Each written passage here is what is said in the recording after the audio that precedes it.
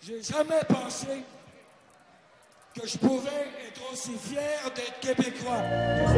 L'essentiel, c'est d'être aimé. Well, it's one for the money, two for the show, three to get ready. Now go, cat, go, but don't you step on my blue suede shoe. You talking to me? Happy birthday, Mr. President.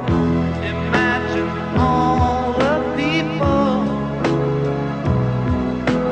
living life in peace. Montréal, vive le Québec, vive le Québec libre. Si tu viens pas avec moi, je me tue. Bienvenue au Musée Grévin de Montréal. Ouvert depuis avril 2013, ce musée permet au public d'admirer des statues bien particulières comme objet d'exposition. Alors, le musée Grévin est un musée de cire qui existe à Paris depuis 152 ou 3 ans.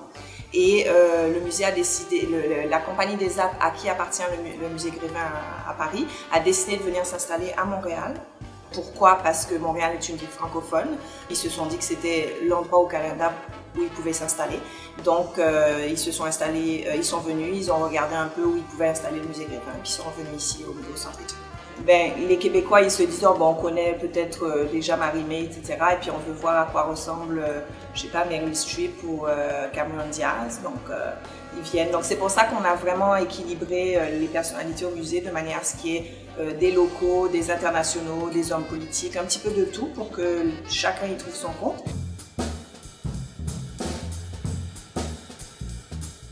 Tous les musées Grévin comportent toujours une partie de personnalité locale. C'est quelque chose qui est très très important pour Grévin parce qu'il faut faire découvrir les personnalités aux touristes pour commencer. Et puis il y a plein de Québécois qui ne connaissent pas, qui connaissent beaucoup de vedettes locales qui ne connaissent pas très bien ou qui les ont jamais approchées. Donc c'est une manière pour eux de se côtoyer un peu le star system québécois.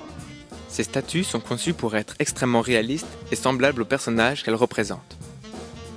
Ceci demande un travail très minutieux et une équipe spécialisée dans plusieurs domaines.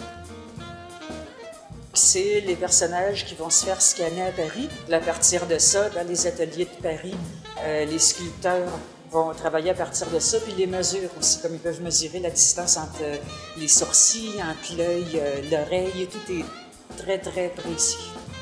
Cette précision est aussi présente quand vient le temps de concevoir et de créer la coiffure et la pilosité des statues. Là, les barbes sont implantées directement dans la cire. En fait, il faut savoir que toutes les statues ont une base de perruque.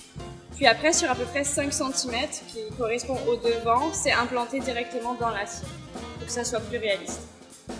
Alors, une des coiffures qui est assez compliquée à faire, c'est Marilyn Monroe, parce qu'il y a beaucoup de travail de mise en pli, qui est une mise en pli différente. On n'utilise pas de bigoudi, c'est une mise en pli qui s'appelle sur champ. Donc on prend les mèches, puis on les roule sur les doigts, en fait. C'est qui se fait mouiller.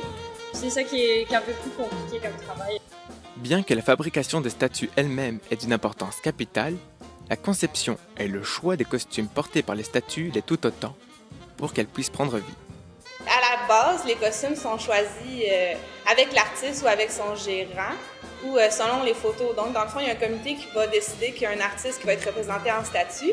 Puis à partir de là, on va voir quel moment de sa vie, si c'est un tapis rouge, si c'est dans un film, si c'est dans un moment précis de sa vie qu'on va le représenter. Puis à partir des photos de ce moment-là ou de l'artiste et de l'agent, on va choisir le costume qui est représentatif à 100% de ce qu'il portait à ce moment-là. Ces statues sont reconnues pour être une source de divertissement, mais peu sont ceux qui s'aperçoivent qu'elles ont aussi un côté très éducatif.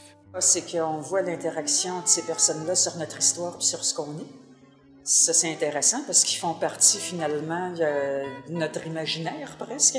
Des gens comme Gilles Vigneault, je veux dire, c'est un géant, c'est comme une légende, il fait partie de notre histoire, de notre imaginaire. Puis ce qui est intéressant aussi, c'est qu'il y a toute la section historique, donc de voir les gens des Premières Nations, mais de voir exactement comment ils étaient habillés à l'époque. On peut plus s'imaginer à ces époques-là aussi, ça les rend plus réels, plus proches de nous. Donc, ça donne un intérêt finalement pour notre culture, notre histoire. Mais je pense que le fait de pouvoir voir les statues historiques avec les vraies matières, ça donne une image concrète aux gens de ce que c'était. Puis ici, la proximité avec le personnage est vraie, donc les gens ils ont un contact direct avec, ce que dans un autre musée ailleurs, ils ne pourraient pas avoir. Ou sinon, dans les costumes des Premières Nations, il y avait beaucoup de fourrure, puis dans ce temps-là, il n'y avait pas de machine à coudre.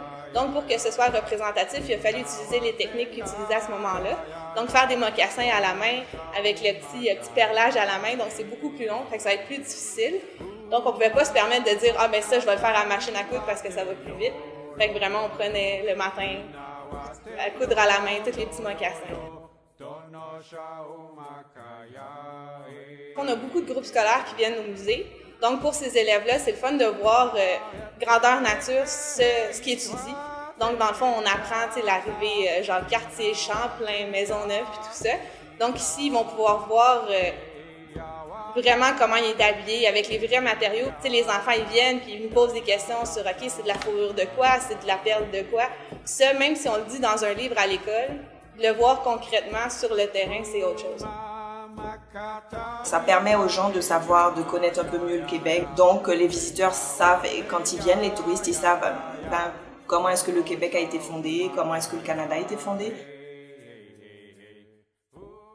Ce qui est motivant dans notre travail, en fait, c'est de pouvoir présenter au public quelque chose qui est vrai, puis de voir les gens qui viennent, puis qui sont impressionnés, puis qui se retournent en se disant « Ah, je pensais qu'il y avait quelqu'un. » Finalement, non, c'est pas une vraie personne. Fait que de voir un peu le divertissement par rapport à ça, mais aussi d'être capable d'informer les gens sur c'est quoi la technique. Donc, de donner l'essence même de ce travail-là, puis de faire connaître ça aux gens. Un bon travail, c'est un travail qui paraît pas. Un travail qui paraît pas laisse la place à la magie. C'est de laisser la place à la magie. Parce que les gens qui se promènent ici, ils viennent rêver. Donc, pour laisser la place au rêve, il faut faire oublier la technique. C'est justement ce travail et cette attention aux détails qui font en sorte que de simples morceaux de cire puissent être aussi fascinants.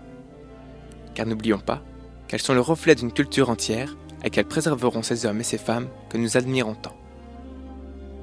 Comme la toile est restée pour Van Gogh, comme la pierre est restée pour Jules César, comme le vinyle est resté pour Édith Piaf, et comme le papier est resté pour Molière, quand les idoles de notre société disparaîtront, la cire restera.